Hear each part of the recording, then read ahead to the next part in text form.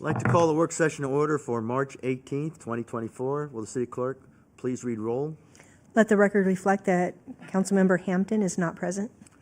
Do we need a motion? No, Nope, not we're for good? this meeting. Okay. The next one. We have 3 items on the agenda tonight. We're going to move it around a little bit because we've got the Economic Development Director here, not here yet. So we're going to start with Christian. Next item to discuss is the permits, special use permits, standards for approval. Go ahead and let her fly. Thank you, Mayor and Council. I'm just going to give a brief introduction. Tonight's work session is in support of the continuous improvement efforts we've been doing in development services. We've been working on a number of zoning ordinance text amendments to help streamline the development review process. This is going to be a 2-part work session tonight and next Monday, going over uses that are currently requiring a use permit or special use permit. You might remember in 2022, Council adopted a zoning ordinance text amendment that made drive-throughs that were more than 500 feet from residential an administrative process. There's been several businesses that have benefited from that change: White Castle, Dave's Hot Chicken, EG's, and Slim Chickens. And that change has allowed us to be more responsive to the customers. Some of them have been able to take part in our new ground-up process. And so they've saved anywhere from 2 to 4 months in the development review process by that change that was made 2 years ago. So as I said, tonight and next week, we'll be looking at additional uses that currently require use permit or special use permit that could possibly be administrative approval with development regulations. Christian's going to go through those proposed uses. Tonight's going to be mini storage, gas stations and car washes, and next week's going to be drive-throughs and auto repair. There's no action we're asking for tonight. We're seeking input and direction from you. And then depending on how the conversations go, we'll have an ordinance prepared for you next month. Okay. All right. Thank you. Christian Williams, Planning Manager here. And we're beginning this conversation on the zoning ordinance text amendment for those particular uses, with the overarching aim to streamline the processes and save time, proactively enhancing the efficiency for our customer. And this entails exploring administrative solutions and staff-level adjustments within a policy framework, thus minimizing the need for the Planning and Zoning Commission and the council involvement moving forward. And numerous cities are adopting similar approaches and transitioning towards administratively streamlining measures. So by the end of tonight's conversation, the goal will be to create additional certainty, conditions, and clarity surrounding these uses and how staff should administer these processes moving forward. So the goals that support this were adopted with your FY 2025-2027 Strategic Action Plan, modernizing our zoning code and evaluating how to provide certainty, conditions, and clarity surrounding certain uses aligns with that FY 25-27 guiding principles and goals.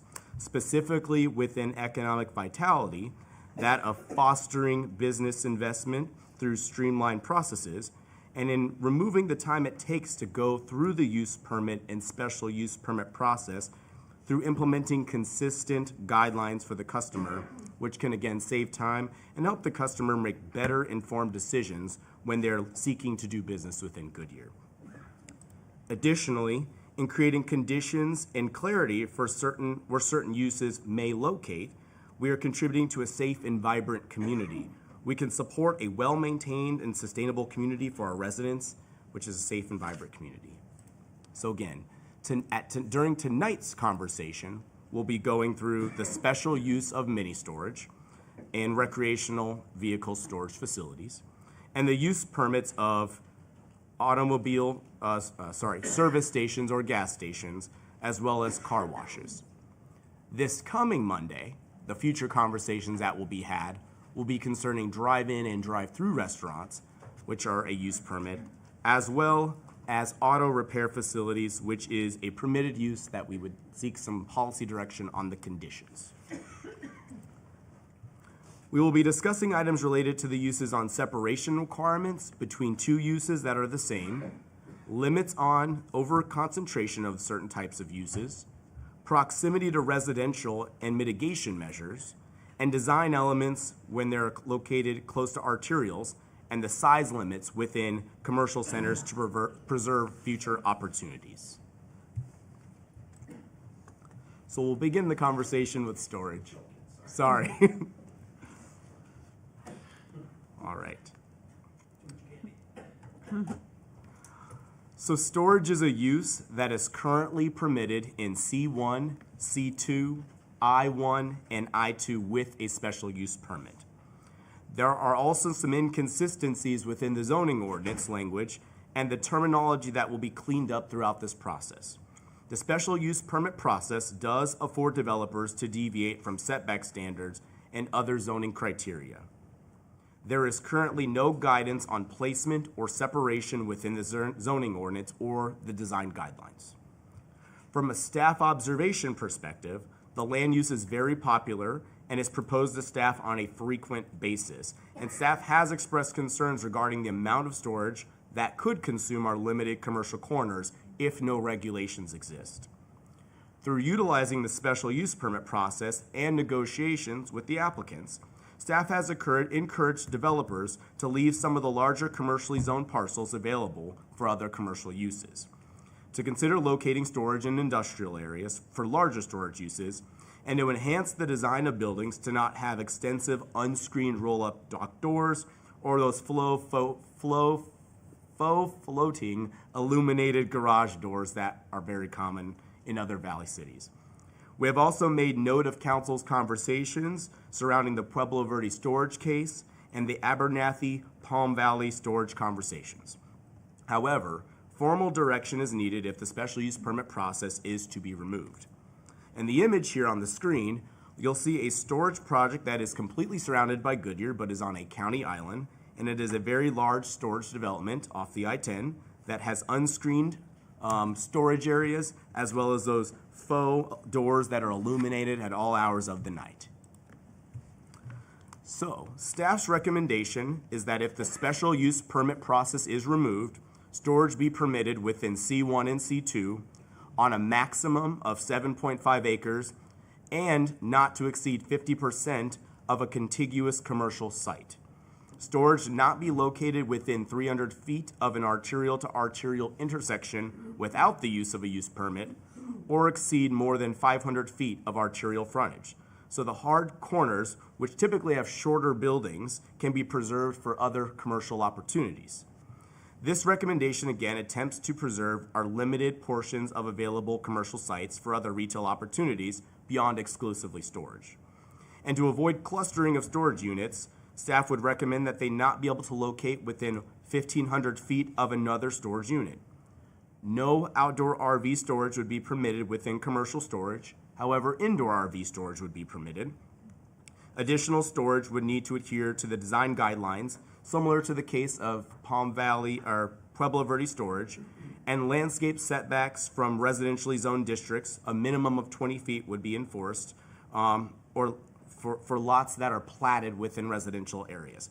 If the residential area had a green belt within it, it would fall back on the existing C2 commercial standards.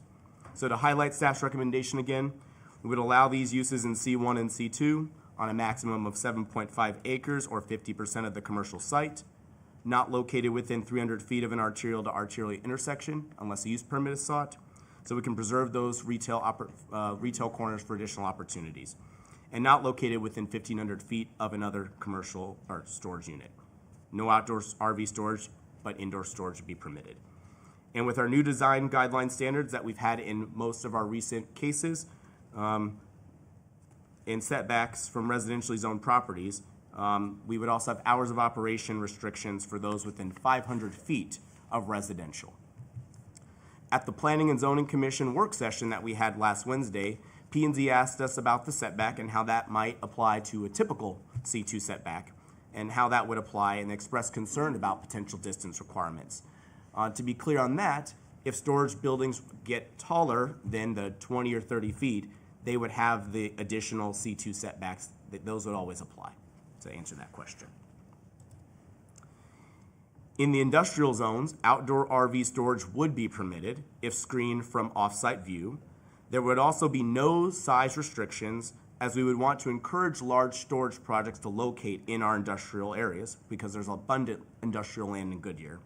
There would also be similar design requirements and hours of operation restrictions if they are located within 500 feet of residential. And the image here on the screen shows an example of a very large storage development which has limited arterial frontage, but outdoor storage that's screened from public view in an industrial area. And with that, we will pause here for council discussions and questions. Question. Vice Mayor?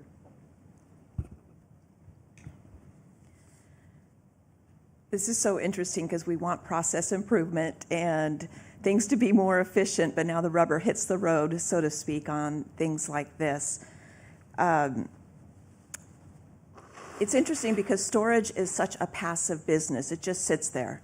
And we have placed them in great locations where they're behind something, or it's even if it's close to a neighborhood. I mean, it's good, but I'm concerned about their taking space in the commercial property because they do seem ridiculously popular. And the 1,500 feet distance between them, tell me how far that is. It's approximately a quarter mile, and this was a conversation at P&Z I want to let you know as well. Typically, when you have commercial corners in Goodyear, they don't generally extend more than a quarter mile or things of that nature. And another thing to consider is this proposal in a commercial area would say that the max size that storage could consume of a contiguous commercial area is 7.5 acres or 50% of the center. So to give you an example, if you had a 10-acre commercial site, no more than 5 acres of that could be storage, and it would need to be pushed away from the arterial to arterial intersection unless they went through a use permit process, which would take time. Are there any restrictions on the number of storage in Goodyear? This would not be proposed to limit that. What it would limit is the clustering of a bunch of different storage in one area. So you couldn't have a situation where you have a 10-acre commercial site and 50% of it's one storage unit and 50% is the other. Or another example, a storage locates just right across the street in another commercial corner. You couldn't have two within 1,500 feet of another. So under these proposals, somebody could drop a storage facility in Canyon Trails or something like that? Yes, they could. The distance requirement, though, the max size, though, we'd look at the commercial site as a whole, and again, they could not exceed 50% of the site or 7.5%, whichever they hit first. It feels like we're being overly generous towards the storage. I'll pick up conversation later. Go ahead. Sorry if I cough throughout this. I think I'm on the same page as the vice mayor on a lot of this. For the industrial, I think that's a good plan to encourage that. And obviously these are needed. Everyone has a lot of stuff, so these are needed. I don't think our city's so big that driving to the industrial from the commercial is that much of a heartbreak. I'm just really concerned that if I'm having another type of business, you know, what is going to go next to some of these businesses if they are starting to take every commercial corner, portions of it, you know, we're gonna have a lot of them and where it could drop in. So I guess I'm okay with part two. Part one, I still think I just don't wanna make that kind of almost like a by right type of thing and we start seeing these bring up like weeds everywhere, so. And I did fail to mention this. I'll give you an example of what that would look like as well. The image on the screen here is Pueblo Verde Storage. That commercial center does not exceed 50% of the center with storage. The storage is pushed back more than 300 feet from the arterial to arterial intersection. So what has happened in this center in particular is that it's preserved the hard corner for additional commercial uses without exceeding 50% of the center.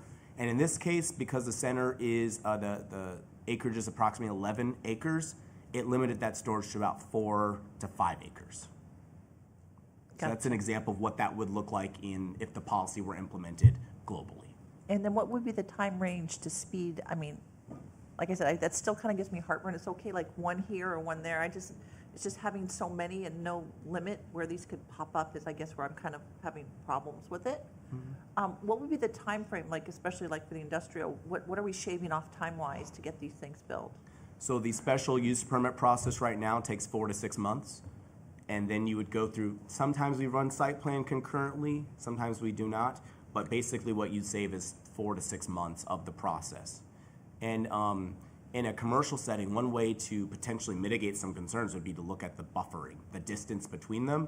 If 1,500 is too small of a distance, that's something staff could look at on maybe the distance needs to increase. Okay, gotcha. Yeah, maybe just jump in. And one thing to keep in the back of your mind as we kind of work through a balanced approach is the Prop 207 issues, that the I can never say it, diminution of property value issue. So trying to find some balance where there's still enough sites out there that we're not zoning this use completely out of the city and inviting Prop 207 claims. And then on that note, would it be a Prop 207 issue if, for example, we said the ones in industrial can go up easier, but if they're a commercial, they still need that additional review? Is that a Prop 207 issue? I think it's more defensible. Yeah, as I say, we're trying to find some balance, and we think this probably is balanced and defensible. Whereas if you just completely zone it out or restrict it to one area or one classification, that might be more problematic. But it wouldn't be as problematic if it's like it can be there. We're not saying it can't be there, but it still has to go through the same process like this one had to go through. Correct. Gotcha. Okay. Yeah. Thank you. I'll listen to everybody else. And I like your tie, by the way. Your bolo tie. Oh, thank you. Bill? Okay, thanks. I'm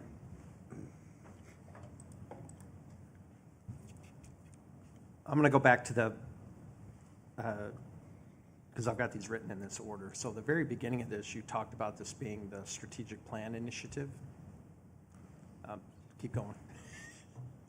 I want to be very clear about this right here.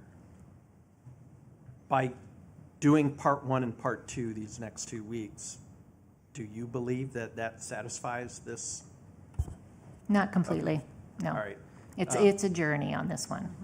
Because it's not just special use permits that we need to move on. We've got legal review time. We've got, all of the other components of that. So just, I think to get that out into the atmosphere, if you will, kind of moves through that.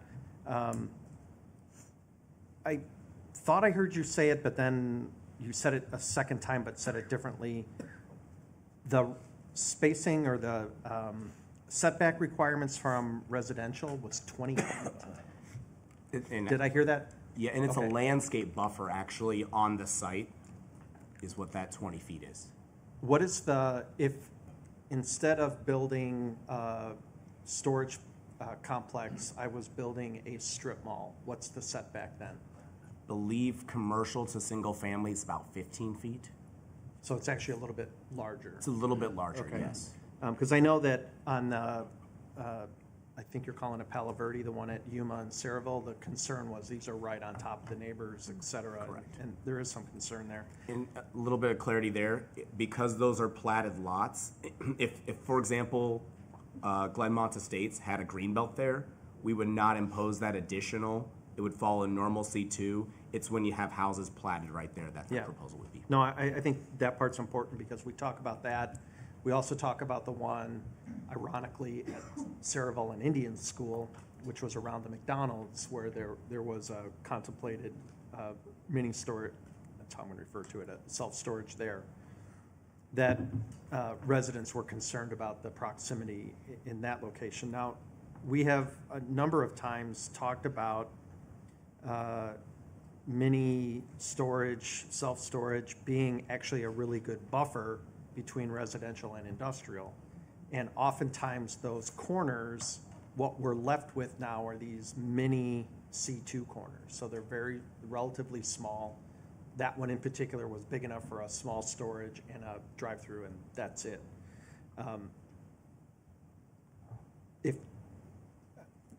Do you know how does that balance out in this requirement for 50% or 7.5 acre? Do you know where that one falls? Off the top For of that, the Indian School site? Yeah. That site was approximately 10-ish acres, so you could get 5 acres of storage, and what this would encourage that storage to do is locate away from the arterial to leave the arterials with the opportunities for other uses. Right. So, I mean, I kind of get it, and I'm very much in favor of getting rid of this special use process for this. I think when we're talking about putting it in the commercial sites, we have to keep in mind that the majority of the commercial sites that we have currently seen these being requested in are those that have been now existing for almost 30 years, that are too small for what we would have envisioned 30 years ago, a small little strip mall or something. They're too big for a single drive-through. They're not where the restaurant, I mean, we're left with these little mini parcels, and sometimes we get lucky and sometimes we don't. So I'm cautious about the phrasing retail opportunities, that we're just leaving these corners that have been vacant for 30 years. Well, we're not going to do that. We're not going to put something there when perhaps nothing will ever go there. So how do we, if I own that land and I missed the window and now I want to develop it, do I still have the ability to, if one of these users comes to me and says, hey, I want to buy your 8-acre parcel on the corner, do I have the ability to do this? I see a bunch of fingers, so I'm. Go ahead, I was going to say something. Oh, so if there's an 8-acre parcel, if it's, let's say it's a raw vacant 8-acre parcel in West Goodyear, for example, where there's limited commercial corners left, but the population hasn't arrived there, somebody could say, I'm taking 4 acres for storage and keeping the areas along Van Buren for other opportunities when population increases, things like that. If it's 8 acres in the middle of Goodyear and the arterials have developed with other uses and the back halves of commercial centers are vacant, then yes, they could take up to 7.5 acres or whatever the total of that center is divided by half, and they could fill that with storage. So what this proposal is trying to accomplish is to allow those infill sites to develop with protections for residents, but keep some of our limited corners and areas that may not have fully developed available for other opportunities when population arises. Can I ask a clarifying question? Yeah. I think what you were asking is if that corner is left vacant and you want to come in and build a storage facility on that corner, do you have that opportunity? So I'm going to, yeah. So it's an Yes. 8-acre site. I want to do 8 acres of storage. I go through a special use permit then. What would occur on the hard corners would be you would do the use permit process. If you want to be within 300 feet, so let's say the last piece of that site was a hard corner. It's all vacant. All 8 acres is vacant. I own it. Bob's Big Storage decided he wants to buy that parcel from me, and he wants to develop all 8 acres. No. The way this is drafted or proposed today, that would not be an option. If it was in a commercial site. In an industrial site, yes. So we are forcing me as the landowner to find something, or it's going to stay vacant for the entire time. Or reduce the size of the storage. Nope, I'm talking the whole 8 acres. I cannot sell my commercial parcel because of the way that the city has grown, the way that the economy has gone, the way that whatever has happened. I end up, because I'm a horrible business person, I have this piece of land that has missed the window. You're forcing me then to sit on this commercial site? The way this is proposed today, Yeah, yes. that's what I'm saying. So I think we have We to can be, write it. I think we have to be careful of that. That's where I was trying to get to in the way of an example. I'm just trying to make sure that we are not imposing the quote-unquote retail opportunity into a market that no longer has retail opportunities. And I think your example of West Goodyear is a really good one. We all think about Perryville, oh, that's a main arterial, that's a main thoroughfare. There is absolutely nothing that is going to develop west of Perryville Road that is going to sustain any of the commercial that we have out there, because Buckeye cannot bring the water that far west. So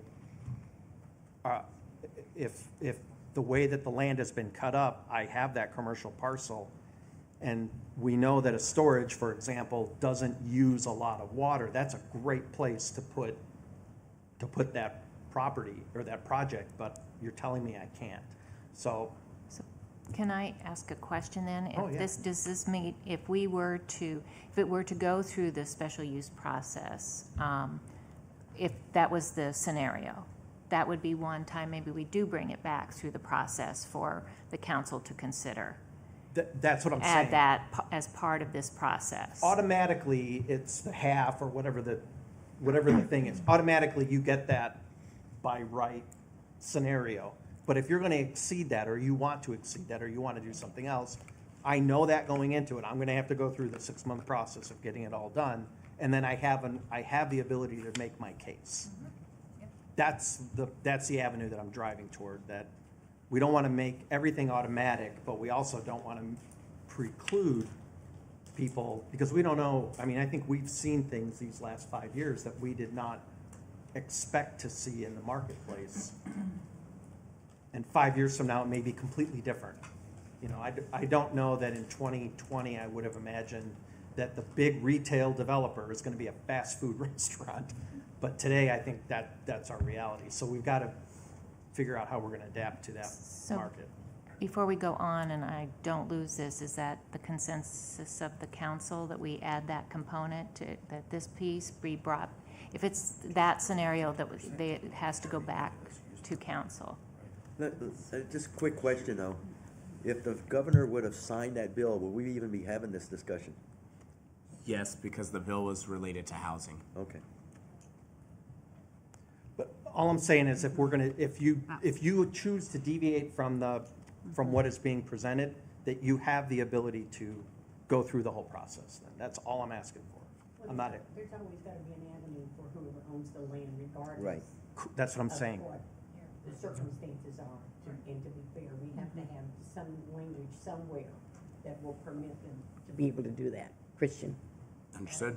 get your little pencil ready. I got it. Yep. But just for clarification on your answer there, Katie, when you said because it dealt with housing, what if they wanted to put a 10-story building on that corner that he's talking about With multifamily. with multifamily? If the governor would have signed the bill, would that have been okay?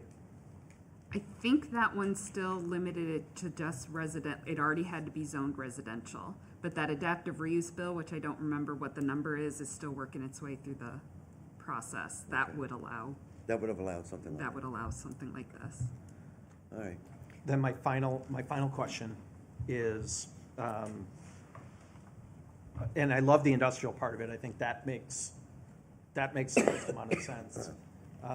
Again, making sure that we're not limiting industrial landowners from converting that land to storage, because I don't think we care how big it is in an industrial. At least I don't. But finally, in any of this that we do, our zoning changes, et cetera, when we do impact fees, et cetera, we always do an extensive stakeholder feedback process. Have we done that with this before it comes to us to? We've been talking, we haven't done the big development advisory forum ones. We've been talking to our applicants who've been applying to for these uses.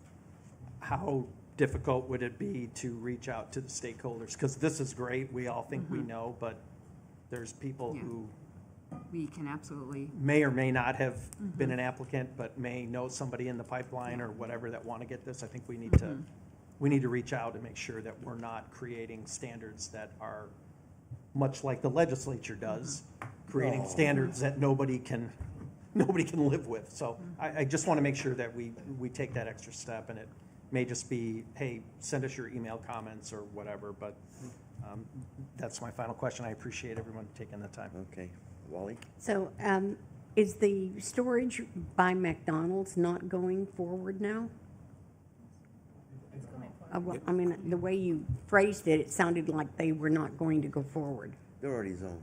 No, We did zone them. yeah. Okay, I was just using it as an example okay. of neighborhood setback, et cetera. okay, thank you. My question, Christian, is how much regulation do we have over County Island area? We have no regulation over County Island area. So do we know exactly where all the county islands are in Goodyear? Yes. Are we keeping an eye on them, so as we develop around them? The county sends us their applications when there's an application in proximity to us that we comment to, yes. Okay, because I noticed the example you used wasn't very pretty. Correct, and that's why I use that example to contrast when there are no regulations, that's Right. what we could get. Right, On our okay. limited commercial areas. All right, and then my last question is, I really like where Crooks and Door is, and then we have the storage. It looks very nice that way. And I would not ever be in opposition to have two storage areas on the same property as long as it wasn't on a commercial corner. Correct. If it's in an industrial area, I think that's a very good use, because we have a lot of industrial area that's really, I don't think it's gonna be used for anything else but that sort of thing. Absolutely. And I think we need to be very friendly with those developers just to get something on that land. Absolutely, and that's what the hope was in the drafting of this, is that if somebody did want a large site or 8 acres or more of storage, we would point them to the industrial areas as a means to fast track their way through that process. Oh, that's great, thank you. Anything else? You all good? Back? I just want to circle back, as it were.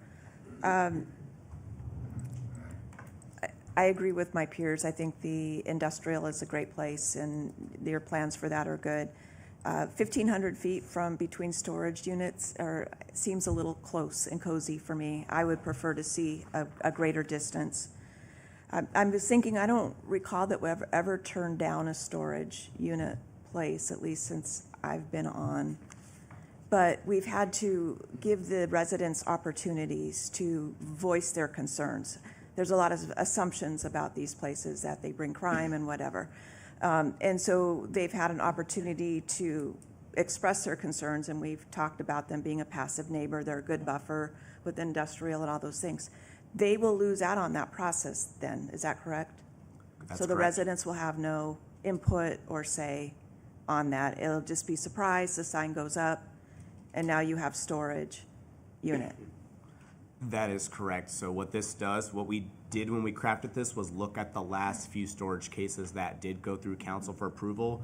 And I would say part of the reason that I believe council may not have rejected as many storage unit cases is because staff is working behind the scenes to make sure that we don't have storage units take up entire commercial centers. We've worked with applicants and encouraged them to do certain things, and what we've tried to encourage them to do has been drafted in this proposal to you all today.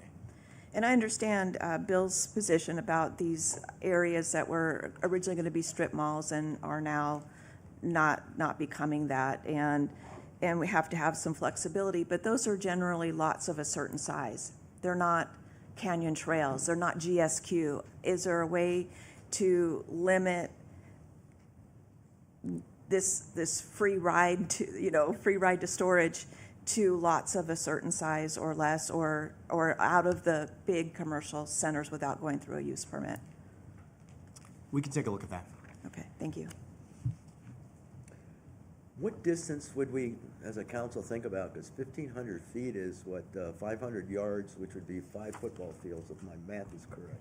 Quarter of a mile, he said. Quarter of a mile? That's not too close. What's the spread on, I'm going to say sober living homes, but on group homes, and what's, 13-ish hundred feet, which is truly a quarter mile. This is slightly more than a quarter of a mile. So, for example, if a storage unit located near a hard corner of an arterial to arterial intersection, let's say they put themselves 300 feet off, that almost effectively says there's one storage unit at all 4 corners. That's effectively what that does. Is Saraville and Indian School within 1,500 feet of Pebble Creek and Indian School?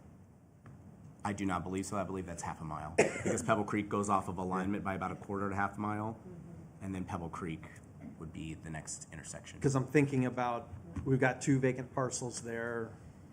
I don't think us want a storage unit on one.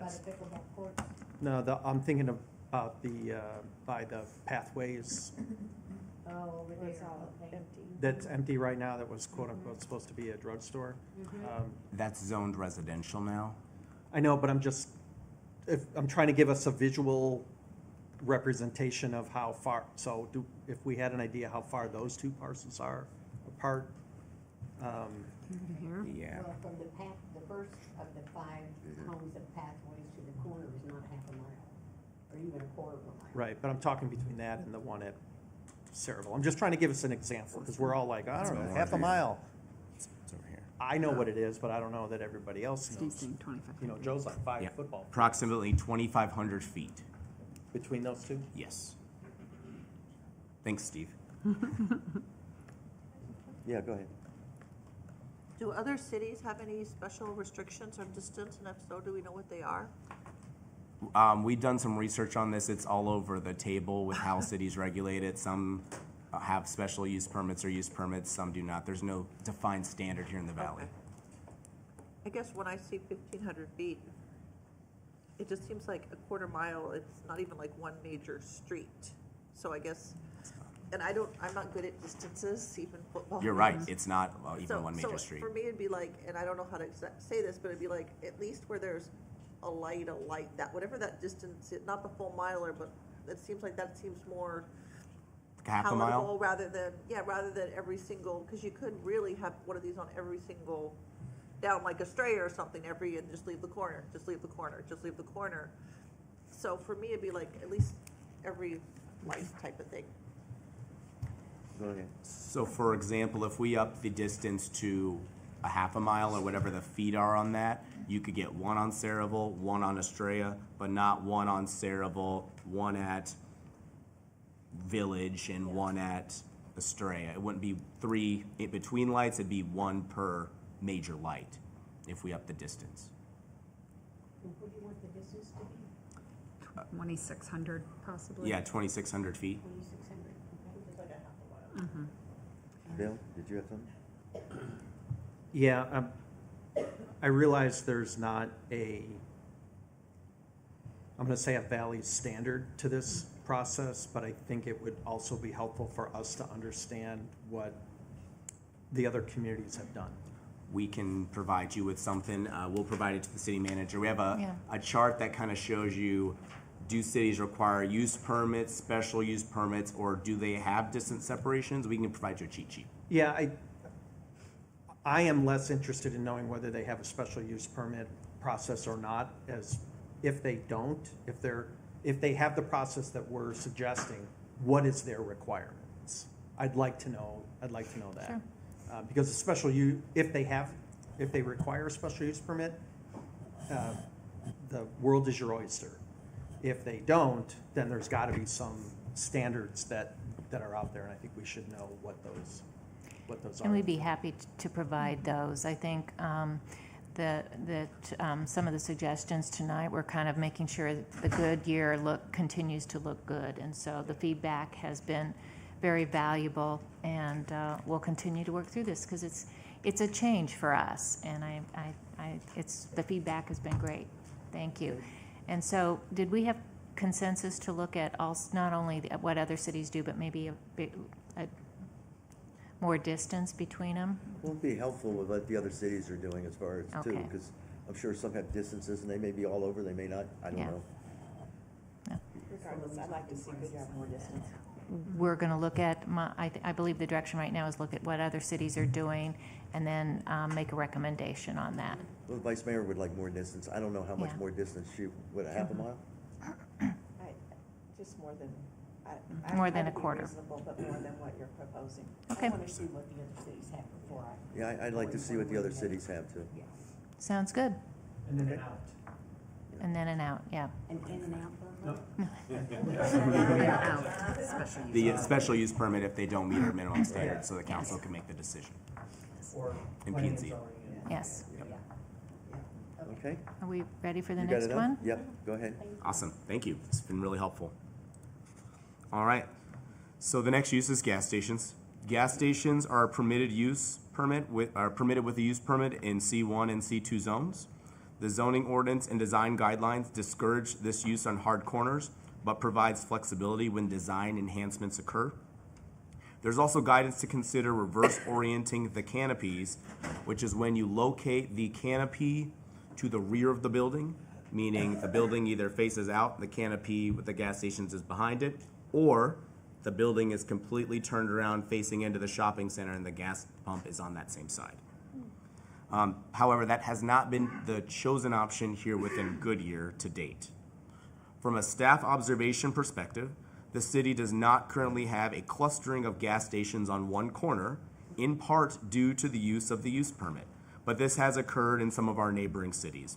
Thus, the city would seek to prevent, or staff would recommend you seek to prevent this from occurring in the future. If we move away from the special use, or from the use permit process, policy should be considered for how far a by right allowance would impact the look and feel of the city. The definition of a convenience store would also need to be addressed. Because a convenience store, per our definition, is any store less than 7,000 square feet. So we'd look to clean that up. We have also made note of council conversations surrounding the approval of a Quick Trip that is at Canyon Trails at Yuma and 173rd Avenue when we looked at the recommended policy. The images that you see on the screen here are from neighboring cities, one that does not have a corner enhancement, and another valley city where you have a clustering of 3 gas stations at one intersection. So staff would recommend that if the use permit process is removed, gas stations would be permitted in C1 and C2 districts. Convenience stores in general would also be permitted if they do not have a gas component. If they are not reverse oriented and are within 300 feet of a planned intersection, they would require a plaza, similar to the Circle K that is at Pebble Creek Parkway and McDowell Road. I would also like to pause and state that I explained what the reverse orientation is, and that was a lot of discussion with the Planning and Zoning Commission as to how we would encourage that. The use must also be located 250 feet away from residential or separated by a public road, canal, or railroad from residential. The use would be allowed as an accessory to any large retailer that's 50,000 square feet or more by right. So think of a Safeway or a Walmart wanting to have a separate gas station, that would be permitted. No more than one gas station would be permitted within a quarter mile of an arterial to arterial intersection. And staff would clarify in this cleanup that electric vehicle charging is permitted, and would clarify that canopies specifically for semi-truck fueling is not permitted. So no semi-truck fueling in commercial districts. The picture on the upper left or upper right is a image of a reverse-oriented canopy. The picture on the bottom right is in Goodyear, and that is a plaza feature at the corner of an arterial to arterial intersection. And again, at the Planning and Zoning Commission, there was lots of discussion on how we could potentially incentivize reverse orienting of gas stations and their pumps, but also staff talked about some of the negatives of doing that in certain situations. In the industrial areas, in I-1 and I-2, staff would recommend that gas stations be permitted with the design enhancements and clustering requirements similar to C1 and C2. Separate semi-truck fueling would be a use permit in I-1 and permitted by right in I-2. And the picture on your screen is in a neighboring community that has separate semi-truck fueling canopies. Open for discussion. Who wants to kick it off? Go ahead. So you're saying no refueling of trucks anywhere in Goodyear? I-2 would allow by right semi-truck fueling. In I-1, it would come back to y'all for a use, in P&Z for a use permit. Okay. When I moved here in 1999, there was one gas station in all of Goodyear. One. It was a Chevron down on Litchfield because of action done by a prior city council. I don't ever want that to happen again. It's taken us 25 years to get the gas stations we have today, and we don't have too many of them. We want the travelers on I-10 to be able to come into Goodyear to fill up so that we get their revenue from their candy and their whatever they buy and their gas. And I don't want us ever to be known as a non-gas station user-friendly city, because that's a killer. But I'm interested in hearing what you have to say. I do go many times, sometimes depending on how fast I want to get in and out, to the Fry's on Dysart or go across the street to the Quick Trip. Doesn't stop me from getting gas on either one of those corners. If I have a Fry's discount, I'll go there. If I don't, I run over to QT. It's the same price, it's just quicker. So that's what I look for as when I'm filling up my car. I just want to get in and get out. Of course, I also belong to Sam's and I belong to Costco, but it's too far to drive sometime when you're on empty. I get it. You just go to My gas light's on right now. Mine is too. Yep. There's no gas station around here. I missed Bell Road in 303 this morning, so I don't have gas, so. So anyway, no, I'm anxious to hear what you have to say, and I'm all for progress, and I'm all for limiting whatever we need to do. I want the residents to be able to have a say-so, though, when these gas stations come in, even though it's unpleasant as it was when we had the gas stations by Pebble Creek. I don't want to do that very often, but I just want us to be very thoughtful and not cut off this commerce. This is an important commerce to this city. Absolutely. So to answer your question about or you made a statement about a large retailer that had a gas station across from a Quick Trip. Yeah. That would still be allowed to happen, because any large retailer, a Sam's Club, a Walmart, a Safeway, could always have their accessory gas station. That would not prohibit another, all I do is gas station from locating across the street. But what you wouldn't see in the future potentially would be a Quick Trip on one corner and a Circle K on another corner. Okay, well, sometimes, like the one on Dysart, there's no Fry's supermarket right there. That's where they have their gas, right on the corner, right across the street from the university, or for the college. And then Quick Trip is there as well. So I just want us, if we have that, let's have that. That's commerce, that's a choice. But I don't want to say no, but you're right. I mean, Walmart neighborhood has no place to put in any gas pumps in that little shopping center, because all that space is now gone. Safeway's across the street with their gas. So I understand why you wouldn't want it all on all four corners. We don't have four corners to do that, so. And that Walmart neighborhood likely wouldn't qualify, because I believe it's less than 50,000 square feet, but I will tell you there's a different large retailer in town right now that has an application in, and they have over 50,000 square feet. So if this were approved, they'd be allowed to put one in there, and that's very close to another Safeway gas station. Can you tell us who it is? Yeah, it's public record. Walmart on Astoria Parkway in Roosevelt would like to put a gas station in. We don't want to we're not going to put a gas station there, because that parking lot is terrible. We can't get in and out of the parking lot as it is. They'd still go through the site plan process, Oh, my but what this would say is that is now a permitted use as an accessory, for by Oh, way of well, example. okay, comment later, but if we do that, I want that parking lot redesigned, because it's a stupid parking lot. Who's up? Go ahead. Okay, I do agree it is a stupid parking lot, I will say that. Go to the bank, no interest, no interest, no interest, no interest. Technically, you can't go to things. So that would be a concern that when we bring some of this stuff forward. My concern is some of these gas stations, so you're not saying they can't be on opposite corners? Are you saying just one out of all four, or can we do one on each? What's this going to be written as? If you're within 300 feet of a corner, you need to do the enhanced plaza. But if you're 300 feet off, there's no gas stations within a quarter mile of a planned intersection, arterial. So, for example, if a gas station came in, I would look at that planned intersection, draw a quarter mile radius around it, and if there's no gas station there, it'd be permitted. But could you build one on where Bullard and McDowell is, like the catty corner to the Quick Trip on that one? That would be a no, right? That's actually a yes, because there's a master plan? PAD that allows a gas If there station. wasn't one, would that be a yes or a no? I'm just trying to visualize. No, not within a quarter mile. Okay. Oh, But if we want to go the route of they can seek a use permit as a carve-out, we can make that a possibility. okay. I guess my concern is sometimes, and I don't have to, Bill and I don't go to gas stations anymore. You just plug in. So I guess my concern is when you are trying to fill up with gas, if it's on the wrong side of the street, like that Quick Trip there, and I'm just using it as an example. That's why I said let's pretend there's not, because it just ruined my example. If you're, then you have to make a left and then try to make a U-turn and then trying to get out to get where you want.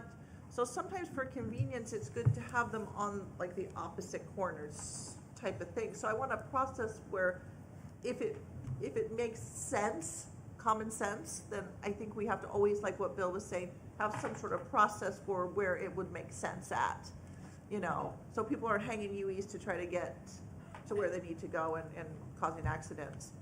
The other thing is I'm not quite sure about the behind. I mean, obviously, you guys know better than me because you're in the design.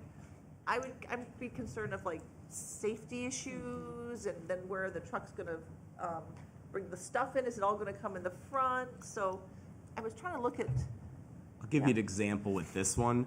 This one it's behind the major road, but it's open into a large master shopping center. So you're in a larger shopping center in this context, and you would go right over to the gas station. The gas station's facing other businesses. That's how that one's laid out. But Okay. we don't have very many of those in Goodyear. and then you'd still be, you have to have the four-sided architecture so the facing the street doesn't look bad. Looks like a pretty building. Okay, I get that then. Yeah, that was just my concern is how that would all lay out. So that helps me. I think that's probably a good plan. And I think it's like going to depend on each lot. It does. You know, what's there, what's around there. But I just want ease for our citizens and nice looking and safe.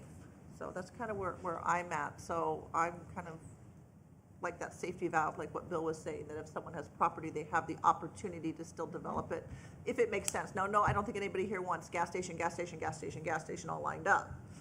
You know, but I know that when you get maybe two on different corners, sometimes there's one that's a little cheaper too, so I'll just listen. So thank you very much, and just don't have them build anything like that Walmart parking lot. Go ahead. Well, the good news is none of us were here at the time the Walmart parking lot was. I was in high school. Oh, awesome. I didn't approve it. I'm kidding. So, the truck stop light is what I'm gonna call it, that was proposed off of Indian School. Technically not a truck stop, but had all of the components just about of a truck stop. I think we've got to put language in there very specifically about those not being allowed. And I know you talked about diesel truck fueling canopies. That was my brief language on it, Yeah, yes. but my only concern about this topic is that I'm gonna call it a truck stop. The truck stop on Camelback at 152nd is open. And if have you been in there? Uh-huh. Okay. It's amazing. But it is also a great parking. There were a dozen or more trucks parked in the back there doing whatever, resting or whatever it is that they're doing back there. That's an industrial use. That's, I'm theoretically okay with that. I really don't want that anywhere near a residential area in the city, nor do I want that in a C2 area or Correct. anything else. So I think while in the first topic, I was very much about they've got to have an ability to appeal that. I think when we talk about protecting our neighborhoods and our residents, et cetera, we have got to make sure that we are not permitting that by right, or even have the ability to appeal a truck stop light, even though it doesn't have a lounge or whatever. But if I own a straight truck, or I own a pickup truck, or I own a whatever, and I got to put diesel in it, a box truck, I need to be able to fuel that up pretty much anywhere. And I'm thinking of that, since we're all sharing our old stories, When I got here in 2001, Goodyear Fire fueled their vehicles at the Circle K on Litchfield Road. That was where we fueled our vehicles at the commercial site there. So if a vehicle the size of a fire truck can fit there, I mean, I think that's okay. That's not a truck stop. And I know you guys can figure out the difference between that. That's my only concern about this particular topic, for example. And as long as we build in, there's always a relief for someone to seek a way forward. And I'm gonna say except when it backs up to residential. And we were trying to be very clear and intentional in this one where we allowed it permitted in I-2, because typically we don't have I-2 immediately adjacent to residential. Right. I-1 can sometimes be immediately adjacent to residential, and that's where the use permit would come in, and then this distance requirements would always apply. Yeah, and I see that, and I very much appreciate that. And I'm concerned about, like in C1 or C2, which is generally closer to residential, I have zero appetite for allowing a truck stop kind of component there. We've done a very good job of orienting and designing and laying out our service stations, and to Wally's point, we didn't have a whole lot of them in the city. I think about the one that was up in Estrella that was like $10 a gallon. That's all we got still. Yeah, that's problematic, from a community perspective. But we've got to make sure we've got other options, and that they're not too clustered together, because I think of that area on Estrella Parkway. You've got the large QT there. We're talking about this other one that I don't want to have a gas station row either. Can I ask a goofy question, but to get a little clarity? Is 2 a better number, or is it just 1 with the release valve? 2 per corner? 2 per corner? Yeah, I think 2. It's good feedback. As long as they're on opposite, I think to Sherry's point, we want them on opposite sides. So if one's on the east side, the other one has to be on the west side. If one's on the north side, the other one's got to be on the south side. Got it. I mean, the whole point of having 2 is that we provide a convenience for the residents. Yes. Not that we want both of them on the east side, both of them right turn in, right turn out. I mean, that doesn't serve. So diagonal. Yeah. I don't know. We'll work on language. I'm just saying, if you're going to do it for the benefit of the resident, let's make it the benefit of the resident. So. Well, you got the Circle K and the what is it, Quick Trip, they're on the same side. It's going in right now. They're more than a quarter mile apart, though, so that wouldn't factor that one. Okay. And you've got, the QT and Buc-ee's, and they're on opposite sides of the street, and they're probably. They're on opposite sides, but yeah, those two are. Buc-ee's is big, so it might be a quarter mile from everything, right? Yeah, or it's a quarter mile itself. But anyway, thank you. Point well taken. Appreciate it. Vice Mayor? The Circle K that was originally proposed for the on Indian School by Refinery Church. Now, if it had not had the diesel component, the truck stop component, would it meet this criteria and be implemented without That is correct. any discussion? Yes. Okay. Let's talk about truck stops and what we mean by truck stops. So are we talking about a place like the one on Indian School where they pull in and fuel and go to the convenience store and then leave? Or are we talking about overnight parking, showers, driver's lounge, and all that brings with it? Great question. So the way it's worded in the proposal is C1 and C2 would not allow for any of those facilities or semi-truck fueling. In I1, it would not restrict whether those facilities were there if the use permit is used or or in the I2 case permitted. And semi-truck fueling would be permitted. Okay, but back to my question, would it be a full service, park overnight, showers, driver's lounge, those kinds of things would be permitted?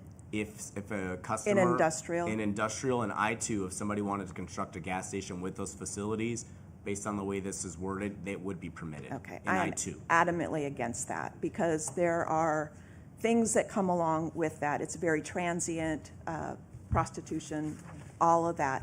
So I would be a hard no on that type of service. In terms of just fueling and accessing convenience store and maybe pausing for a bit and moving on in an industrial area, that's fine. But a full service truck stop with all of those type of amenities, I think will bring a greater cost, social cost, that we need to consider. Understood. We'll go back to the drawing board on that one. Well, we can require it to have Or a special use a permit special use permit, okay. for all Yeah, you just get a special. Truck. full-on overnight. Shower, all that shower types of facilities. facilities. And then just lastly on that reverse orientation, those are hard to spot. I mean, you're driving past it before you even know it's there. So unless you live locally, but any of those just coming off the freeway, it would, I don't know, they're hard. I don't know if it, I think our gas stations, our Quick Trip and our Circle K, the newer ones, they look great. I don't know that we have to go to all that, but that's just a thought. You know, on the full thing with the, what do you call it, truck stops, typically, I'm not even sure if there's a place in Goodyear where one would go, only That's what because I was thinking. they're usually right off of the interstates. Yeah, Well, there's the 303. Well, that's not in that's Goodyear. not though. us. Well, there's a lot of that in Goodyear. Where? And quite honestly, if you look on Camelback, That's not us, though. yeah, we have Camelback. And there's Look on that, Right Glendale. side. the whole south side of Camelback is undeveloped. And Saraville is undeveloped. And I think it would be a huge. And just where we think it's not going to go is exactly where it's going to go. So I think we've got to put the protections in place. That's just my opinion. I do want to say this. I travel by myself a lot, and I travel out of town, and I stop at every truck stop that I know. Love's and the ones, Flying J. I have a Flying J card because I feel safe there. I'm not there overnight. I'm not screwing around doing anything. I'm filling my car, going to the bathroom, getting a Diet Coke, and getting back in the road. I trust that more than some gas station in some podunk town that I don't even know what kind of gas I'm going to get. So I think, I know that Laura's adamantly opposed to a truck stop, but that doesn't mean everything happens at a truck stop. You know, some things do happen, but the reputable firms like Love's and Flying J, I would hope have precautions. And if we put one on 303, it's the only place it's going to go. We don't have any other place. There's no freeway frontage to do that, and you don't want a truck stop unless you got freeway frontage. Well, So, as long as they require a use permit, and we'd have to discuss it among yeah, us. you'd have to discuss it anyway. That would be So, fine. That solves. Are you I thinking just of don't want to, the corner I'd of be a little worried if 303 we just and say 3 no, Parkway? you know, right up Where the front without refinery having a is? process in which, that they don't Not enough land there. yeah, come in and talk about yeah, they gotta come in and talk and go through a use permit process would be fine. Understood. Clear. Okay? Did you get enough feedback? Oh, this has been great. It's been great. We Okay, you have got one something more. else? Yep, one more. One more. All right. Car washes. Car washes require a use permit, but no Vice Mayor loves these. current specific, no distance separation requirements or any criteria exist. From a staff observation perspective, staff has created standards for development within the GSQ rezone, which we believe mitigates some of the concerns related to noise and queuing or other proximity to sensitive uses. We've also made a note of council conversations surrounding a proposed car wash that was hoping to be located on McDowell and Bullard, as well as conversations in the Sedea commercial car wash conversation.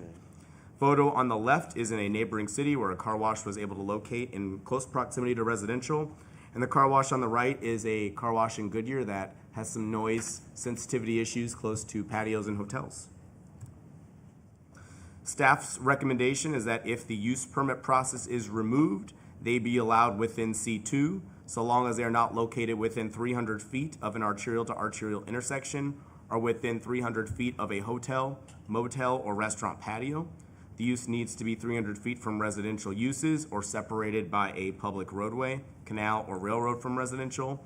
The tunnel shall be screened, and the conditions seek to encourage those uses to locate in larger commercial areas, which can better accommodate this type of use and the factors that come along with it. Stipulations for noise queuing would be sought if this were to be removed from the use permit process, and car washes would also be allowed as an accessory if it's for one car, one tunnel associated with a gas station. And below is an example of a car wash that is more aligned with the staff's recommendation. That's over here on Pebble Creek, north of McDowell Road. And just so you are aware, at the Planning and Zoning Commission work session, P&Z commissioners asked about that we add hours of operation limitations to any proposal that might be sought to codify that noises and setbacks would be eliminated at certain times. That's it? That's it? Yeah, I'll start it off. I'm just saying that I think you need a use permit for these only because the one that's on, and just for my own 2 cents worth, the one on, was it Pebble Creek Parkway, is done very well. As far as mitigating noise and whatever.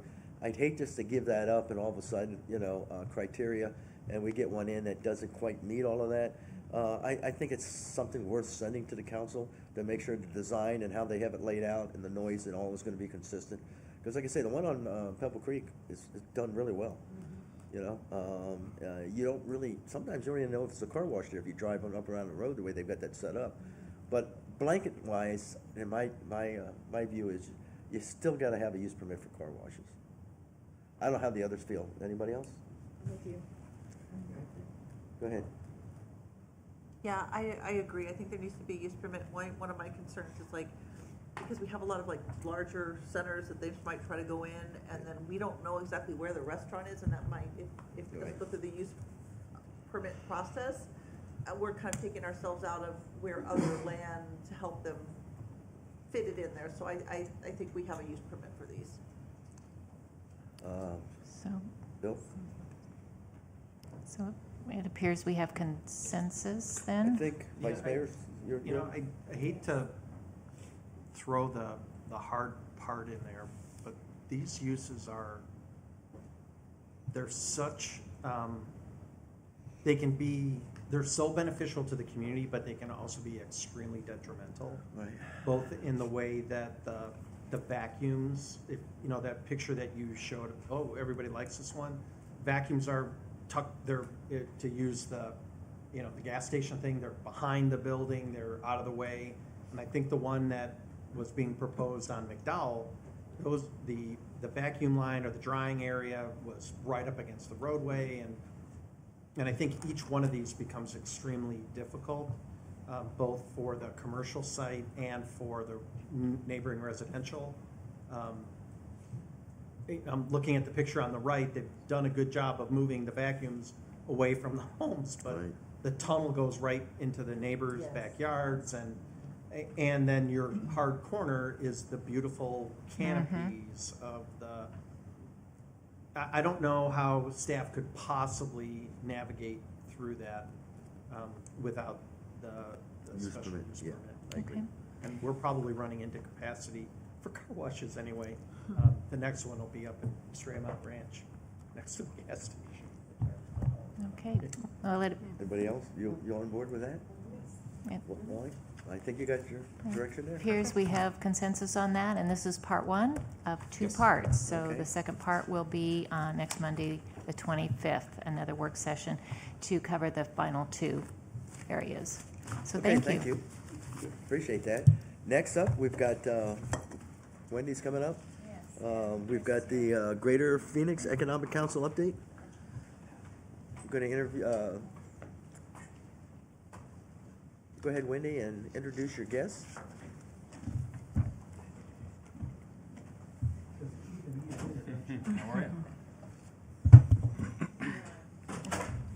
Good afternoon, Mayor and Council. I'm Wendy Bridges, the Economic Development Director for the City of Goodyear.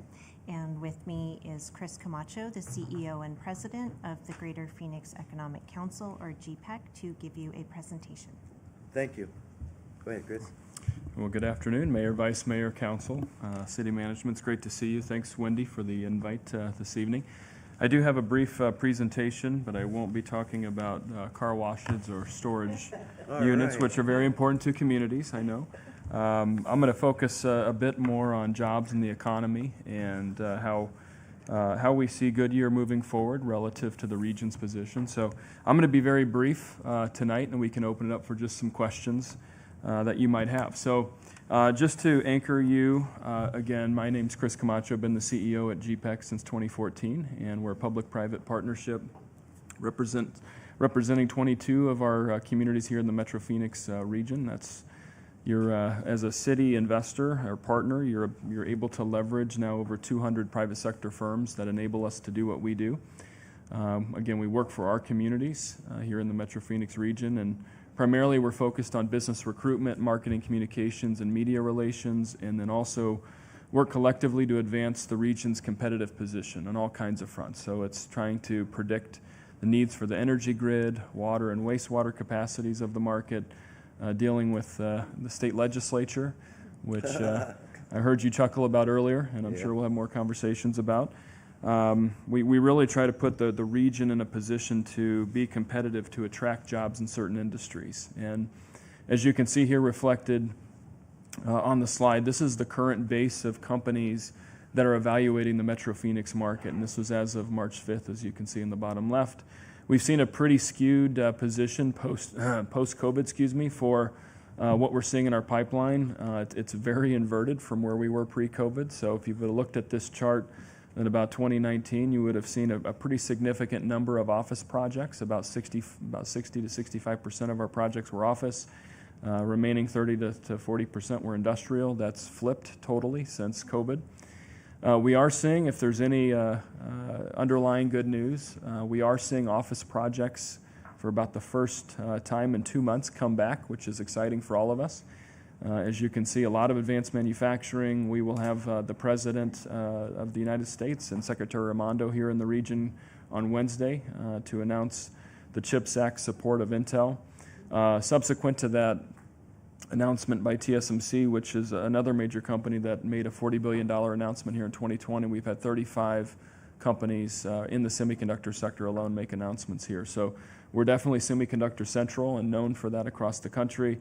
But we naturally want to see a diversified balance of projects, as you can imagine, in healthcare, in a number of other sectors like office, back office, headquarters, et cetera. So that's what you see represented in today's pipeline. I share that because markets go through cycles, and we're certainly seeing a cycle of more heavy industrial projects today. But I do expect that to equalize over the next 5 to 10 years. It just will take time to work through that market cycle. Industrial versus office, we call them locates. These are projects that have moved from outside the market into the market, and you can see in any given year, going back to 2017, we'll have anywhere from 40 to 50 new companies make announcements per year that are electing to come here. You can see through, this is through February, our numbers. We've had 27 projects. I think to date, we're at 35 new companies that have made decisions to come to the Phoenix region. And you can see the split between office and industrial. Probably the most key messaging point here is industrial projects seem to be getting bigger in size, while office projects are getting smaller in nature. So what you would have seen, again, 10 years ago, we were anchored by a lot of financial services, a lot of insurance companies that were adding 500 to 1,000 people at a time. Now we're seeing 10 to 50 headcount projects. That's just the new normal, not the big takedowns we saw before. Mega projects as well, as you can see here, very illustrative of what I just described, much smaller projects than the industrial and office of old. And so again, I'm hopeful we'll see a return to normalcy in kind of 4 to 5 mega projects per year. But again, you can see what's in that pipeline today and what's been announced, only 2 this year. So quickly on what's going on, kind of regional state snapshot. The good news is for our region, you're going to see continued GDP growth, and the region will outperform the state's economy, and we will outperform the national economy. That's nothing new. But what's important for someone like me who works on the economic architecture is we're much more economically diverse than when we entered the Great Recession in 2008. So we were doing 60,000 single-family home permits back then. Today we're doing about 25,000 in the region. And so much more balanced growth, and as I'll show you here in a second, much more industry diversity than what we had. So even if there is, say, a national contraction due to consumer debt or due to an office valuation reset or who knows what's next, any kind of black swan event, I do feel like this market's much more economically diverse, and you're still going to see GDP growth grow amongst the highest regional rates in the entire United States in '24. So that's something that we should feel good about. As I mentioned, the makeup of the industry, and I think this does play into Goodyear's positioning. I think healthcare, which has grown from about 9% to what you can see here, 14% of the makeup of jobs in the economy are tied to health the healthcare roles in this economy. I think you're very well positioned for that. Now, notably, that's driven by patient care growth, which is driven by population growth. But even more than that, we're seeing much more clinical care. You're seeing specialty care come out to where population bases are. So I expect to see much more MOB activity out in this part of the valley. In addition to that, you've had a lot of success in manufacturing over the years, but I know we want to see that balance with more professional services job growth as well. Less intensive on your infrastructure. And so again, as the national economy rebounds with RTO balancing the work from home, my hope is that we'll see more and more of that coming to the west side as well. Oops. So looking at the employment picture, I always make this joke, and it never lands, but I'll say it again, is that when you're an economist in Arizona, it's kind of up and to the right, much like a meteorologist says that it's going to be sunny tomorrow until it rains. Yeah. So it's much like that in Arizona, that up and to the right is very common for our employment picture until you have a great recession or you have COVID or some other underlying, again, black swan event. But again, one thing it makes me feel confident about the resiliency of the market is back in 2008, it took 17 quarters for us to recover the 330,000 jobs that were lost. If you look at the blip we experienced in 2020, while we did experience modest job loss, we were the fastest region to recover from those job losses. So again, I think the market's in a vastly different spot. Job forecasts as well, you'll see year-over-year projected growth in that 2 to 2.5% range, well outperforming the state's average.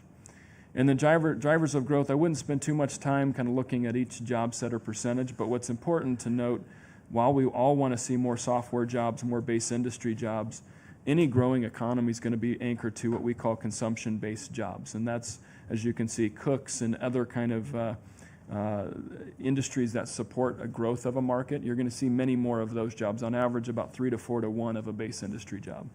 So the good news is we're seeing healthcare, software, other roles move up. Those weren't even on our list 10 years ago. And now they're in the top 15 by job category growth. So regional comparisons quickly, I kind of touched on this, that again, the region's outperforming most of the state's position in terms of unemployment and total non-farm growth. As you can see, it pretty much mirrors as the regional economy grows or goes, as does the state economy. So when I go down the Capitol and I hear punitive strategies against cities, which we're hearing all too often now, I talk about cities being the lifebloods of the state's economy, and if we're producing jobs as a market, the state, which is 76%, the metro region 76% of the state's economy.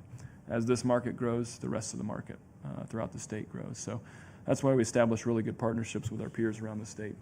So I did have a chance, Wendy sent over a few bullets of your strategic plan, and I applaud the efforts by staff on this, because again, when you look at the type of communities we're all working to build, setting the vision around quality place is really important. And I would argue this matters more now than ever before, because employees, or I should say even at-large individuals, are looking to locate into communities that have quality schools, quality life amenities, and safety for the residents, as even a precursor to where companies are growing. What I mean by that is 10 or 15 years ago, it was all about company growth. Today, employees are having much more leverage of where they work.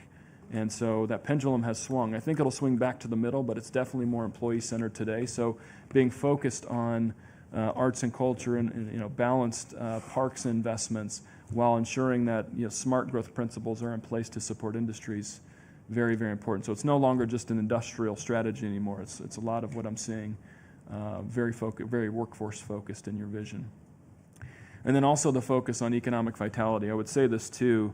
The city's been very thoughtful on targeted sectors and making sure that your community is very focused on what you want 10 years from now.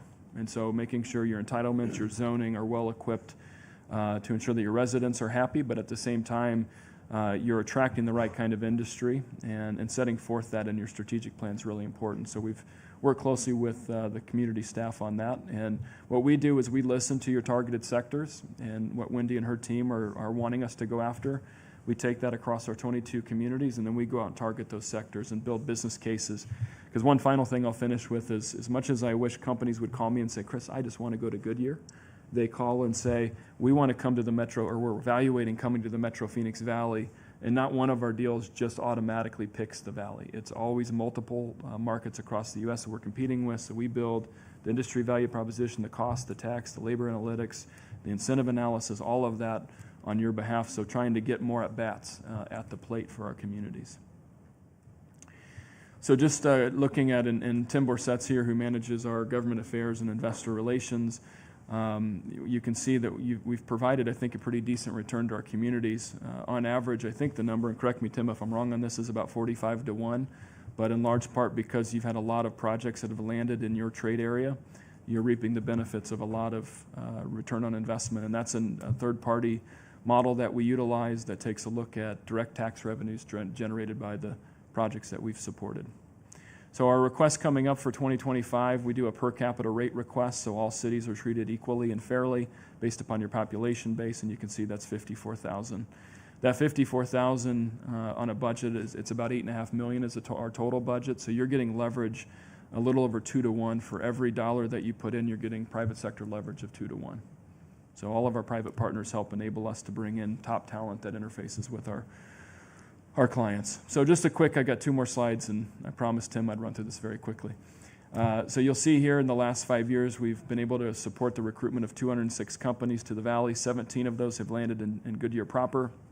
Now, why I mention that is you have surrounding communities whereby some of your residents are working in other cities, but your residents and your tax base are still going to benefit because those individuals, say, that work in parts of Phoenix or Glendale or Peoria or elsewhere, are bringing those dollars back to your community and inducing retail sales tax spending. And as a tax guy, that's ultimately what matters in our state, because we're so committed to collecting retail sales tax, but we need the jobs, obviously, and disposable income that supports that. So these are a smattering of some of the projects that have landed in just in your community over the last few years, and so everything from manufacturers to a few data centers to a few fulfillment centers to a fair amount of e-commerce, and so that's kind of the mix of current industry that we've seen land here. And then final just commentary is we really pride ourselves. I've been at GPEC for, this is 16 years, so I can't believe it's been that long, but we've really tried to be very data intensive and very, very community centric. So we like to listen to our communities, the interests of our communities, and then we coalesce all of that feedback into our regional business plan that we launch and is approved by our board every year. So with that, I'm going to pause and happy to answer any questions or take any feedback that you have, and I just appreciate the ability to come out and visit with you tonight. Anybody like to add anything? Go ahead. Well, thank you for coming out every year and telling us, giving these updates. I've been a part of the ambassador program for a long time and appreciate the educational and networking opportunities, and recently went on the asset tour of the Sky Harbor out on the airfield and all that. So those kinds of opportunities you provide are really appreciated as well. And for the last 2 years, I had the opportunity to meet with the Japanese consulate on behalf of the city of Goodyear, which has certainly been an interesting opportunity. We just had ULI recently, and so a lot of what you're telling us about the economy matches up with what we heard there. And it's really great how we've diversified our economy over the years. I was, we're talking about how we compare with the nation, which is really good, but who are our areas that we're competing with for projects and things? Is it still Texas and... Yeah, Vice Mayor. So first of all, thanks for your kind comments. And I will say, just on international very quickly, because you prompted it, if you would have asked me 10 years ago how many international business delegations were visiting the Metro Phoenix market, I could have told you on one hand how often that was happening. And today it's about every other week we're getting a global delegation coming into our market. And these are business people along with their governments, considering investing here. So our brand stock continues to be elevated. Very specifically, though, when I think about, I got sidetracked in international. What was your question again? Oh, about who our competitors are. Competitors. Yeah, there's a few. So it depends on the industry. So when we're talking about competing with or competing for, say, advanced manufacturing like semicon, advanced electronics, et cetera, that's going to be Austin, Certainly going to be Dallas. It's those notable Texas markets you referenced. If it's more standard manufacturing where companies want to service the southwestern U.S. because of the growing consumer markets, it's going to be parts of Utah, parts of Nevada. It's much more regionalized. And then if it's, say, a public headquarters or a private high-growth headquarters, that could be any market from Atlanta to Chicago, New York, Dallas, the good in LA. We're in that mix now, and we wouldn't have been in the HQ mix a couple years ago as well, but we are now. So the only one I would say that's unique as an outlier now is like your high-growth tech, which isn't as active as you can imagine because a lot of those companies figured out they could work remote, putting their software pods in different locations. But as those come back, traditionally those markets are Salt Lake City, Denver, Austin, Metro Phoenix, and then parts of California and then Seattle. Those would be the areas we compete with. All right, great. Thank you so much. Go ahead. Thank you very much for your presentation. What can we do to make ourselves here in Goodyear more competitive, or what are we lacking and what can we do? And then the second part is, the slides were very interesting. I love all the data. How about housing when we're talking about a competitive with these other areas, since our housing in the whole valley is kind of elevated right now? Yeah, so first I would tell you, Councilwoman, the city is very competitive. I think what needs to continue to happen, so not needing to happen, but continue to invest in base infrastructure. It's hard to believe, but the readiness of markets, and what I mean by that is commercial parks that are entitled, that have the zoning in place, that you have the sized requisite infrastructure, water, wastewater, and now energy. These prerequisites are eliminating sites or keeping sites on the map. And so when we talk about site selection, you might have heard that from some of our events. It used to be companies would evaluate markets and then down select sites. Now they are eliminating sites based upon whether there's more risk in site A versus site B, predominantly because of having the infrastructure or not having the infrastructure. Metro Phoenix has always been a market that we were always ahead of the curve. And one argument I would say for Prop 479, which is out there, which is going to come on the November ballot, I can't fathom what this market would be like if we didn't invest in the 101, 202, 303, the arterials. I can't imagine the place. And we wouldn't have the grid built like we do. We wouldn't have these commerce parks built all across the valley. So I think steadily investing in infrastructure is one. I'd say two, making it as predictable as you can, even going through scenario planning like you were doing a moment ago on all the other uses. To me, it's having those conversations about water users. What kind of water users would be permissible in our community? I think it should be treated, water usage should be treated like a tax base. Like what kind of, benefit do we garner as a community with those kind of users? And so I think it's about almost future-proofing your market, knowing that industry trends are happening faster than ever before. And we spend a lot of time trying to de-risk our clients' views of the market, and I think cities should be doing the exact same thing. And maybe one final thing, because you asked, is the predictability of city management to engage with companies. And what I mean by that is companies have options more than ever before, and so ensuring that everyone is on, the team, the Goodyear team is pro the use, pro the client, and problem solving.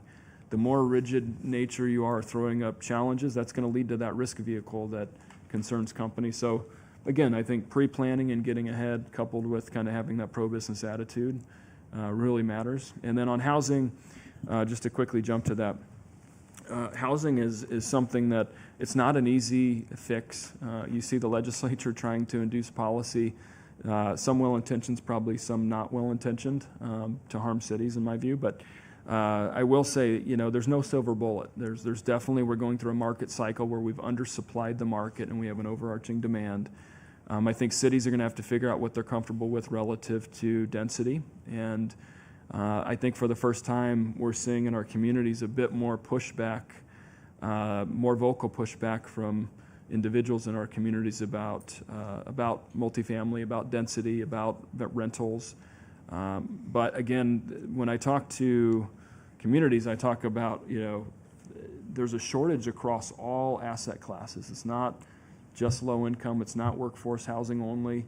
even luxury, there's shortages when we look at supply and demand analysis. So, again, I would just hope that cities would take the common sense approach, bringing the right balanced product that can be brought forward in a thoughtful manner, engaging with cities. I know this sounds easy. I know it's not. But that's the reality of today, is trying to find that balance of supply-demand. And we're in a unique spot where most markets across the U.S. are not in. But for those hot markets I mentioned, every one of them is going through this appreciation like we are. At 30% over the last 2 years. We had a more modest number over the last year, but unfortunately, we're all in the same boat where, we've seen pretty stark increases in housing costs. So I think being as friendly as we can be, but trying to find that balance of bringing the right housing stock to market. Good. Go ahead. Thank you, Chris. Thank you very much for coming tonight. It's always fun to see you every year. And I really enjoy being an ambassador. I was in Washington last week, and I had the opportunity to go to a diplomatic reception at the Blair House, and I met probably 25 or 30 ambassadors from all over the world. I invited every single one of them to come to Goodyear. I'm sure you did. And I have four that have taken me up. They say they're bringing their families out to see the Grand Canyon. So they're going to call me, and I'm going to give them a tour, if nothing else, of my city hall. Love it. And I'll have them call you if they're even thinking about relocating. But they're all interested in what we do out here. The very first question they all asked me was, do you have water? Do you have water? And I got on my soapbox and assured them Goodyear had all the water we needed for 100 years.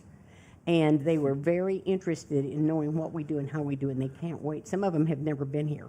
So they're going to be coming. And the most interesting person I met all night was the wife of the Tonga ambassador. Wow. She is from Phoenix, and she graduated from ASU. Wow. Now, Small you talk world. about a small world. Yeah. So I sent Dr. Crow an email and said, you need to call so-and-so and such, and invite her to come and talk to any of your international classes. That's because great. she's an ASU grad. But how wonderful to meet these people. Yeah.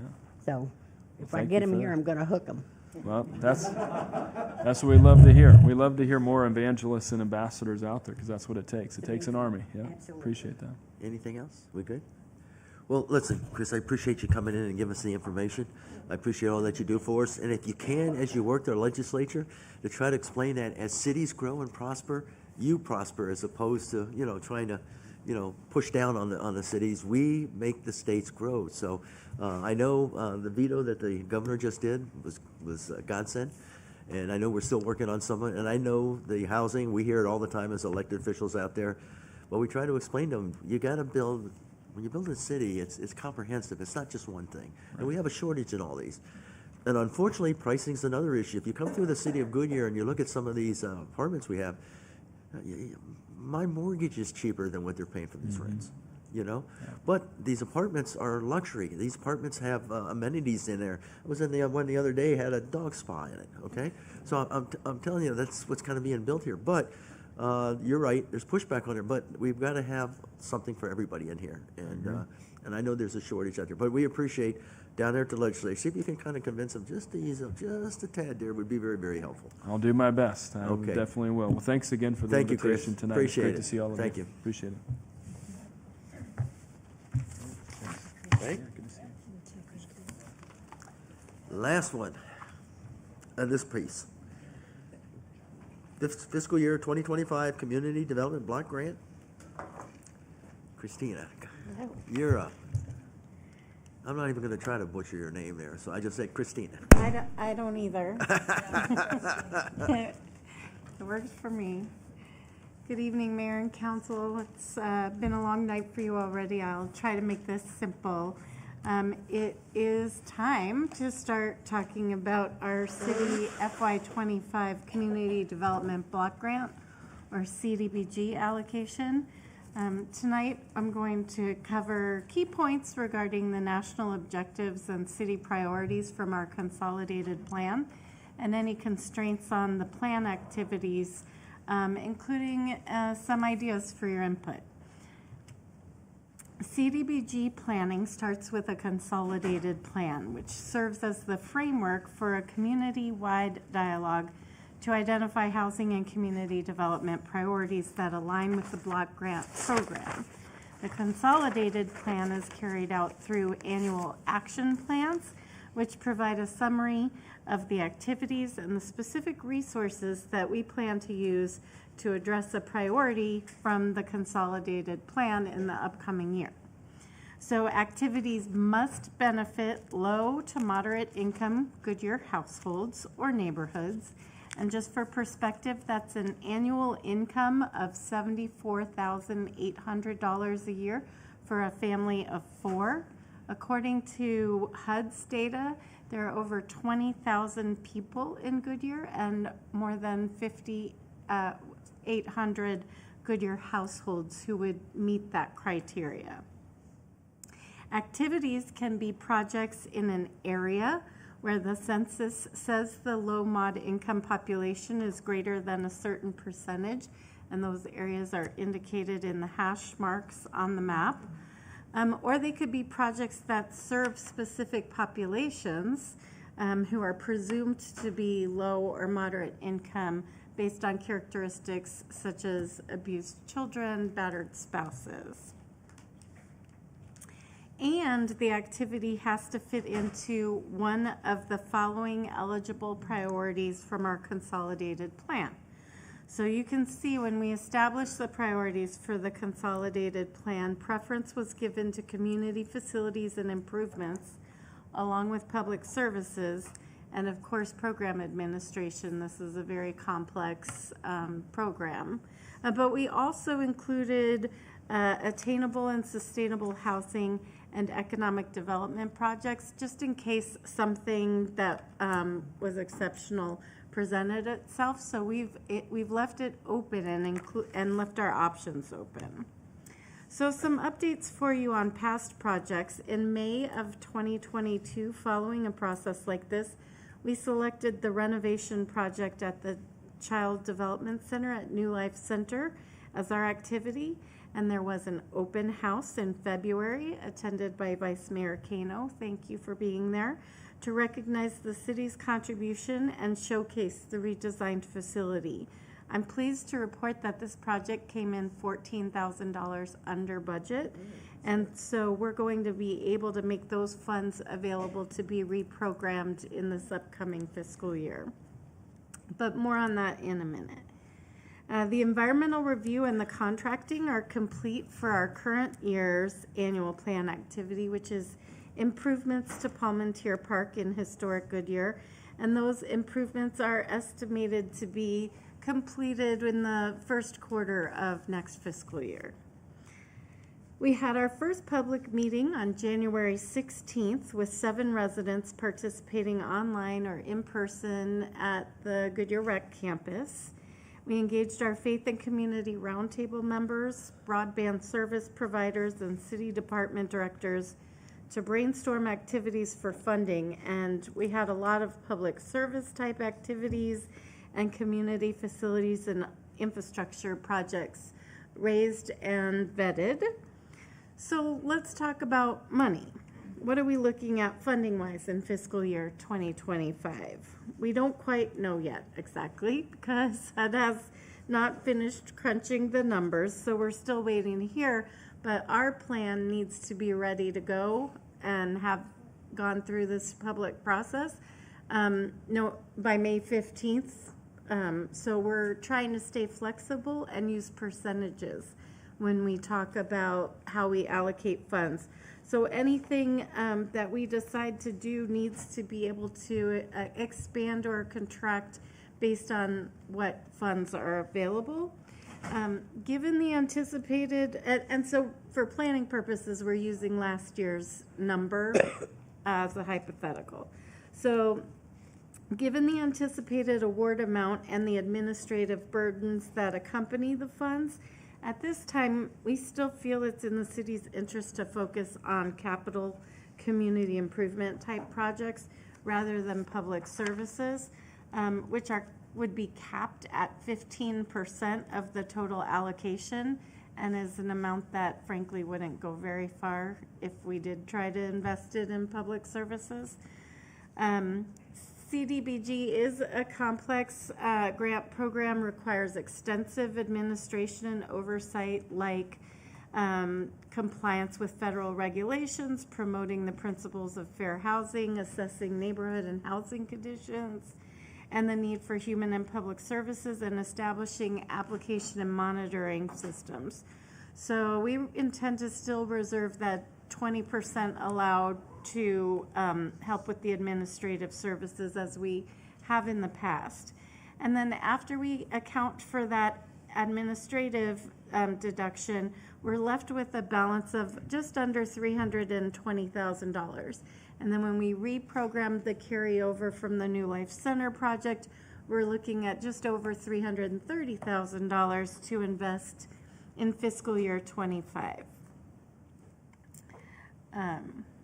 So after careful consideration, we recommend continuing with the community facilities and infrastructure activities and propose utilizing this year's entitlement to design, purchase, and install as many as 17 streetlights along Litchfield Road in front of historic Goodyear neighborhood.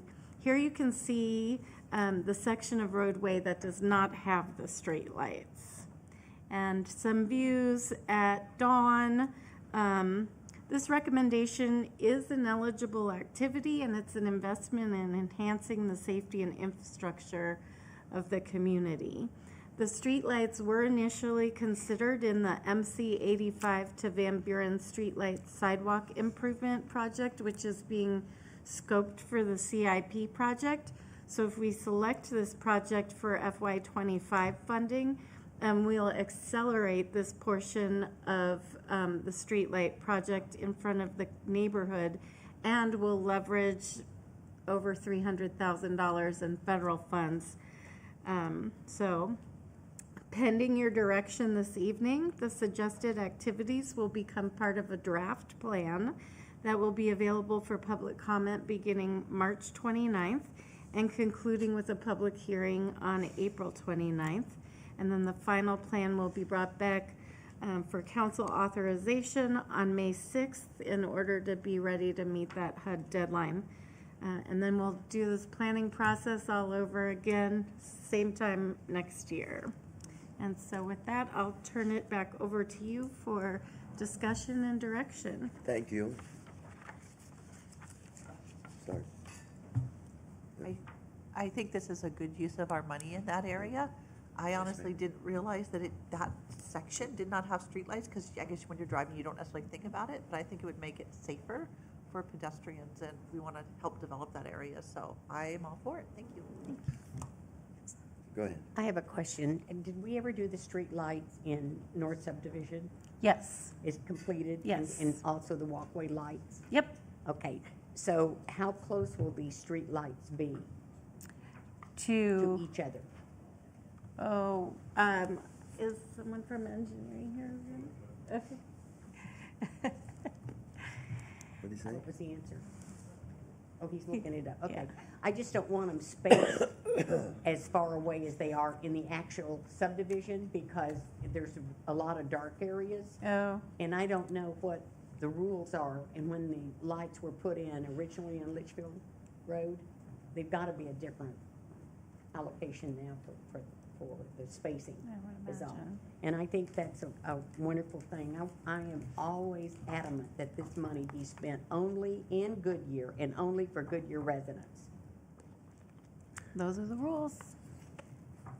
Yeah, I want to make sure that it's only in Goodyear and only for Goodyear residents, because that's our money, that's our tax dollars that are going to work. And so thank you very much. Vice Mayor? 200 to 250 feet apart, the streetlights. Oh, that's good. Okay, thank you.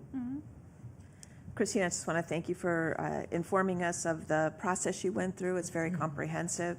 I think you have a great recommendation, and it certainly has my support. Thank you. Councilmember Gillis? Yeah, I really like this project because I don't like the fact that it's so dark over there. Yeah. I think it'll be much safer for the residents and their children, of all things, especially because I know there's a lot of people that walk on foot over in that area. And so I think it's been a long time coming. So I think it's a really good project. Thanks for taking care of that. Bill, you're good? Awesome. Appreciate your support. I'm with you as well. See you in a couple weeks. Okay, thank you. Let's see what we got here. The next meeting will be March 25th, 2024. We will go right into special meeting and take a break right after we take the vote on the exec session. So let me get that out of the way, then we'll break. No further business. This meeting is adjourned. I'd like to call a special meeting order for March 18th, 2024. Will the city clerk please read roll? Let the record reflect that Councilmember Hampton is not present. We will need a vote for this one. Can I get a motion and a second to excuse him? Second. Motion and a second, you got it? Motion, second. Okay. All right, hear it. All in favor? Aye. Aye. Opposed? Ayes have it. Vote may be held to call in an executive session for the following pursuant to ARS 38-431.03, A3, 4, and 7. Discussion and consultation for legal advice with the city attorney.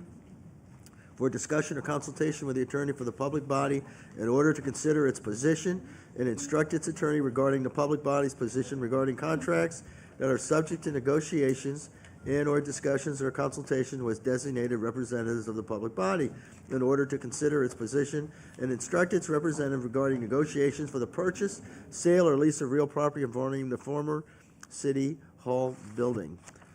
I'd like to have a motion and a second go into executive session. So moved. Motion, second, okay. All in favor? Aye. Aye. Any opposed? Ayes have it. So we're going to take, how many time? 15-minute break so they can set up, okay? You're going to be in here? Yeah, we're going to stay here. We're going to stay here. Everybody else to go.